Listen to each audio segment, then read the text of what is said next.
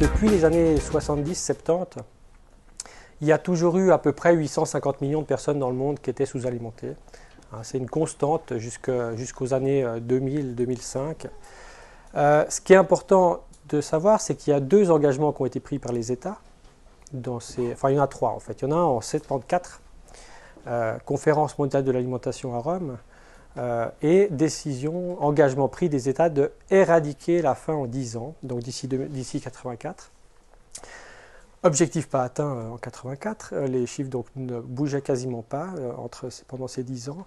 Deuxième objectif pris en 96, au sommet mondial de l'alimentation. Alors chaque fois, les sommets mondiaux 74, 96 ont été, 2009 le dernier, ont été organisés suite à des crises alimentaires, très souvent suite à des augmentations des prix alimentaires sur le marché international, entraînant des crises alimentaires.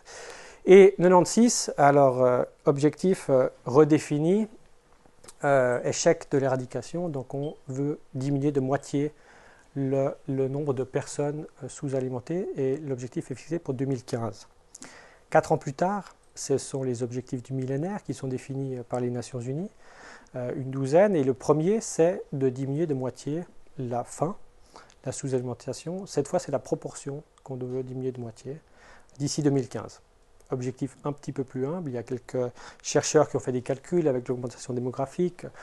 Ça voudrait dire passer de 842 millions en chiffre de référence à 421 millions en 2015 pour le nombre de sous-alimentés divisé par 2, objectif de 96, et 591 millions pour 2015 pour la proportion en tenant compte de l'augmentation démographique. Donc voilà, petite différence d'objectif si on parle des chiffres, mais certains États, certains experts, certaines ONG se sont offusqués. On se criait au scandale quand ces objectifs ont été définis parce qu'on considérait que l'objectif en 2015 c'était qu'il y ait encore 500 millions de personnes qui ont faim. Résultat des courses, ces objectifs ne sont de loin pas atteints. La situation s'est empirée chaque année quasiment depuis qu'ils ont été adoptés. Ils ont été définis. Et donc, jusqu'en 2005, il y a une évolution très linéaire de quelques millions de personnes par année. On est à peu près à 850 millions, de 842 à 854 en 2005. Donc, quelques millions par année de plus de personnes sous-alimentées. Et après ça, 2007-2008, la crise alimentaire mondiale, et donc les chiffres ont explosé. Et la FAO a évalué en 2009 que plus d'1 milliard de personnes dans le monde étaient sous-alimentées. Depuis, voilà, ça a redescendu un petit peu. Cette année, ils n'ont pas voulu publier les chiffres en 2011 parce qu'il y a des débats sur la collecte des données. Donc voilà, pour l'instant, on n'en sait pas trop. Mais on tourne autour du milliard de personnes sous-alimentées. Et donc, évidemment, on est à 3 ans des objectifs du millénaire. Ces objectifs ne seront pas atteints. Et donc, ils font, la DDC et d'autres se positionnent déjà dans l'après 2015. Qu'est-ce qui va se passer après ?